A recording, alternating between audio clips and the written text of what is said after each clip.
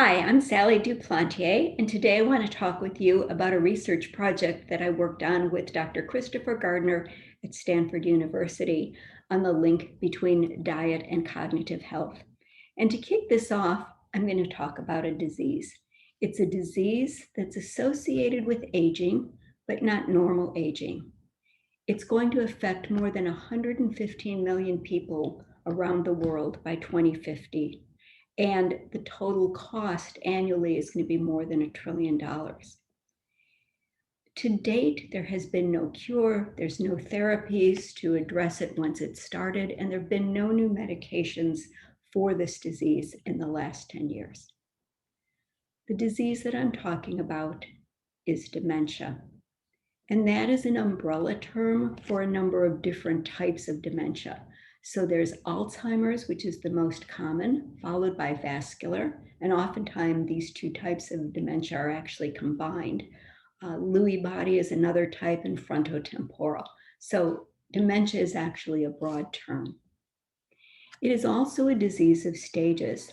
Now, there are some changes to the brain physiology as a result of normal aging, but that normal aging process may become a mild cognitive impairment. And then over time, MCI, or mild cognitive impairment, may become Alzheimer's. Not always, but often. If we are able to delay the onset of dementia by just 5 years, it could reduce the incidence of this disease and the cost by 40%. Pretty staggering. And the good news for us as professionals in the American College of Lifestyle Medicine is that lifestyle choices make a difference. So one of the studies that I want to highlight, you may have heard of this initiative called Worldwide Fingers. There are 25 countries currently participating in this, and it was started by the Finnish government a number of years ago. But basically, it's a global initiative that's focused on lifestyle interventions, multimodal lifestyle interventions to prevent dementia. So Dr. Gardner, the Renborg Farquhar Professor of Medicine at Stanford, and one of the top nutrition scientists, and I teamed up to research this, specifically looking at diet. I'm a grad student at the University of Southern California. And this was our research question. How do neuroprotective dietary patterns protect against cognitive decline? So that's a mouthful. Let me explain that a little bit. We looked at 3 dietary patterns: the Mediterranean, the DASH, and the MIND. You may be familiar with these, but if not, I'm going to explain them. For our study, we started with 3 systematic reviews that included 140 studies. We eliminated 90 because they were cross-sectional. They focused just on a food or maybe a family of foods, or they weren't published in English. They did not have full text available. We eliminated 90, and then we eliminated 18 duplicates across the 3 studies. That left us with 32 studies, 5 randomized clinical trials, and 27 observational studies. So what I'm going to explore are highlights of the research. We're going to talk about some similarities and differences between Med, DASH, and MIND diets. We'll talk a little bit about the nutritional benefits of these diets, why they may be neuroprotective. I'm going to talk a little bit about the research, including the gaps and challenges that we found, and then a call to action for us as professionals at ACLM, how you can apply this. So the Mediterranean diet has been around for decades. And I think everybody in this audience has heard of it and may even enjoy it. It reflects the food patterns of Crete, Greece, and Italy in the early 60s, but it probably became more popular in the 90s. Based on the epidemiological research that we have, it is considered one of the healthiest diets in the world. This is an overview of the Mediterranean food pyramid, and I will share with you that there are many versions of this, but this is one of them. And you can see that the basis of the Mediterranean diet is vegetables, fruit, whole grains, olive oils, beans, nuts, legumes, herbs, and spices. That's the basis, followed by fish, then moderate portions of eggs, cheese, yogurt, and poultry, and limited amounts of sweets and meats. One of the things the Mediterranean diet is known for is wine, so a glass of wine a day and water. And if you take a look at the base of the pyramid, something that I want to stress is that it's a lifestyle, not just food. So the emphasis on being physically active and the social enjoyment of meals is very much a part of the diet.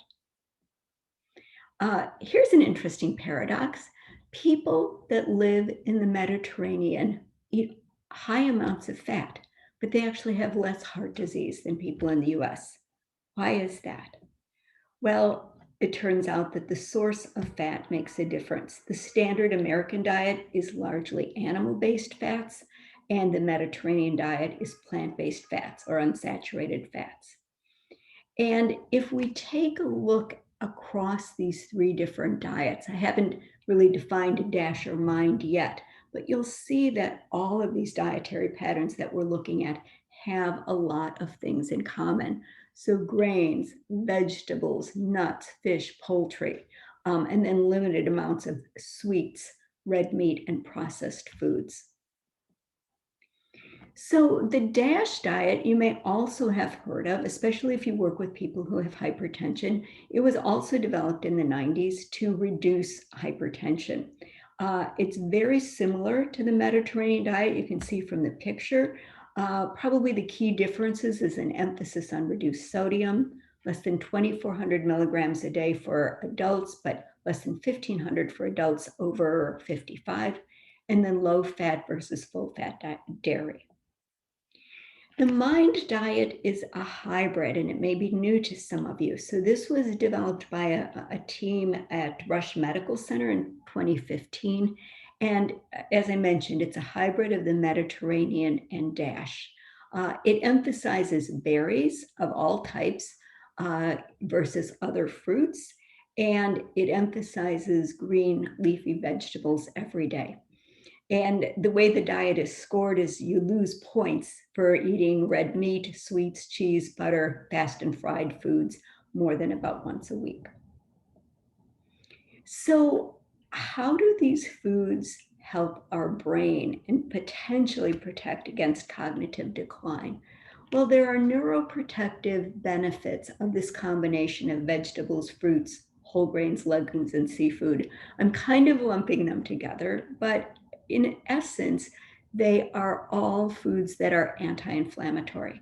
And chronic inflammation is one of the major causes of disease in older adults.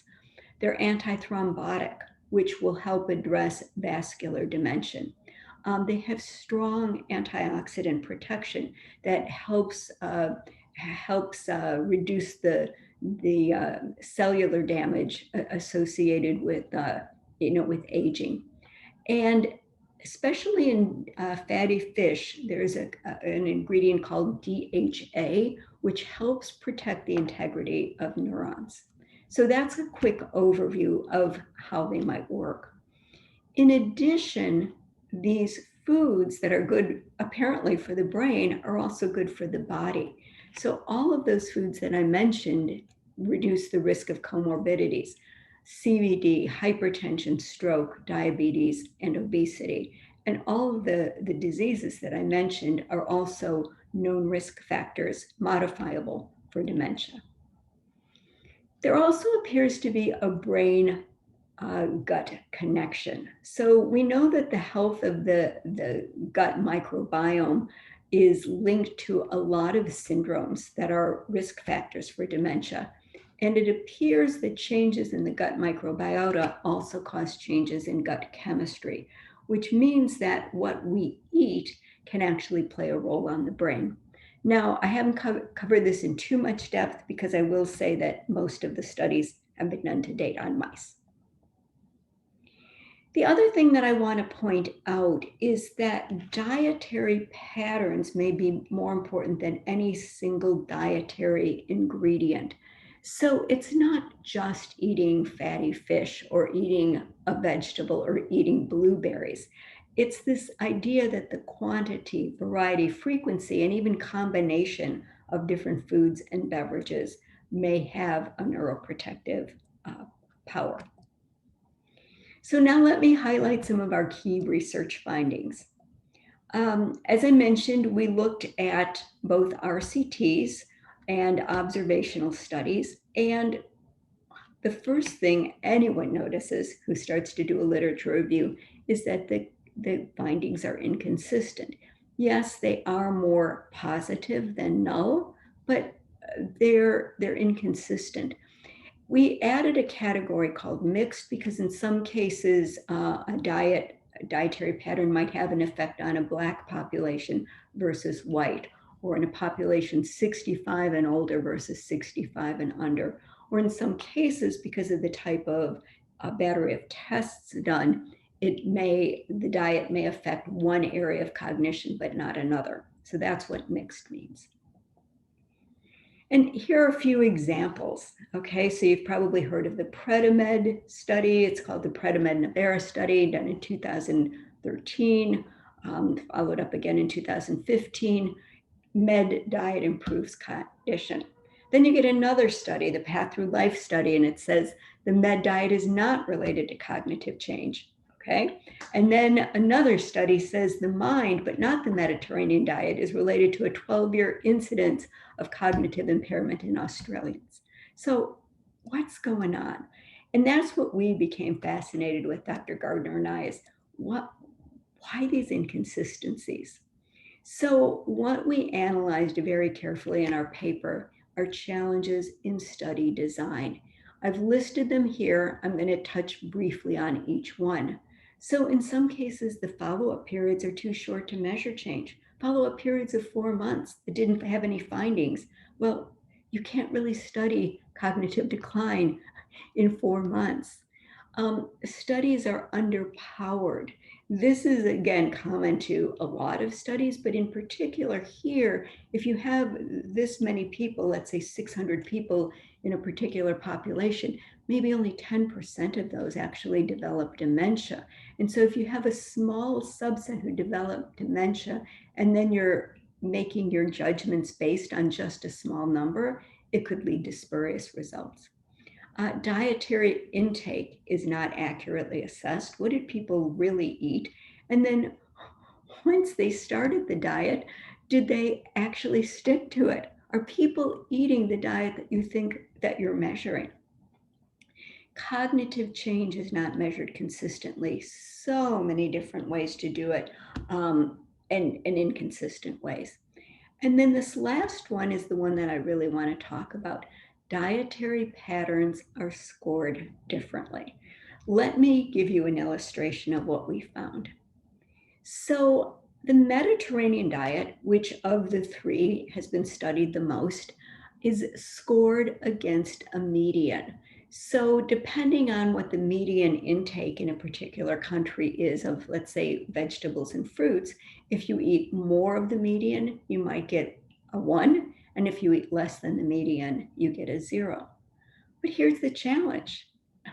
The median intake is different in different countries. In Greece, that median intake is 6 vegetables and 3 fruits a day. And then the US, it's 3 vegetables and about 2 fruits. So the median is lower in the US, which means that you may score a 1 for that diet in the US, but still not be eating nearly the number of vegetables that somebody would in Greece. And so the other challenge is this Mediterranean diet is adapted by different countries. We saw many examples of this, but this was an example from a study that was done with a Swedish cohort. They said, well, we don't eat monounsaturated fats, which is primarily your olive oil. So we're going to replace those with polyunsaturated fatty acids. And we're not so big on nuts and seeds, so we're going to exclude those. And, we eat a lot of potatoes, so we're going to combine those with whole grains. So what you end up with is a different diet. It's something, but it's not the Mediterranean diet. And so it just made us wonder, do the studies of the Mediterranean diet yield better results in Mediterranean countries? And the answer is yes.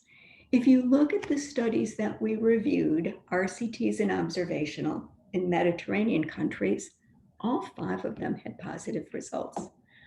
In non-Mediterranean, 10 positive, 10 no, and 3 mixed. So this is a small example of study design. I could cover each of these in more detail, and I do in our paper, but all of these combined have led to a lot of inconsistent findings and study outcomes. However, and I think this is a big however, there's still a lot of evidence about the neuroprotective benefits. And it's certainly enough evidence to warrant further investigation, especially given that the risks are so low and the stakes are so high.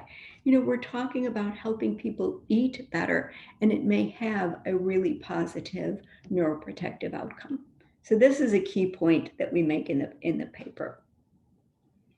And here's an example. I just want to call, I've shown you this slide before, but let me just highlight the fact that we have more positive than null findings across all studies that we looked at. And in particular, I kind of want to highlight the MIND diet. And you'll see why in a few moments. So notice here that there are 4 positive studies with 4 positive findings, 1 with mixed, and I'm going to highlight each of those. So the MIND diet, if you remember, it's a combination of the Mediterranean and DASH. It was developed specifically for cognitive health, and it's a lot simpler to score than either the Mediterranean or DASH diets. The research that I reviewed, that Dr. Gardner and I reviewed, have very well-designed observational studies, and there is an RCT currently underway at Rush Medical Systems. We started about 3 years ago, and that will be published in June. So here are some of the key findings. Reduced incidence of Alzheimer's disease, and the difference in decline rates, if you were in the top tertile of MIND diet scores versus the lowest, was equivalent to being 7.5 years younger. We've seen this study in Australia, where they found that the MIND, not the Mediterranean diet, was related to, it helped reduce cognitive decline. And this final study, this was done, actually this was done in Sweden, also showing that the MIND diet was related to less cognitive decline. Now, here's one that was done in the US, mixed findings, but let me explain why, because this is pretty common in studies we looked at. So this was a subset of the Nurses' Health Study, 16,000 plus women, and they did a good job with a complete battery of tests, 6 years follow-up.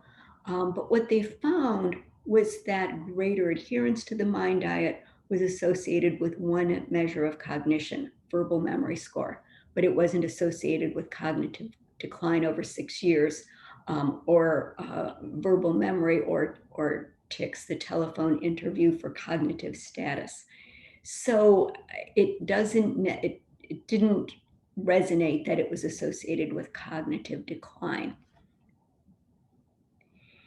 Let me highlight 10 brain healthy foods. If you were to be part of an official study, we would score how many of these foods you ate on a regular basis.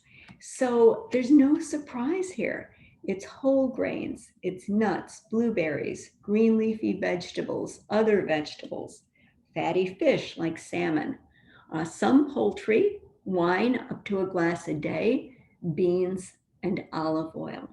So 10 brain healthy foods, and then 5 that are unhealthy, where you get points off for eating these.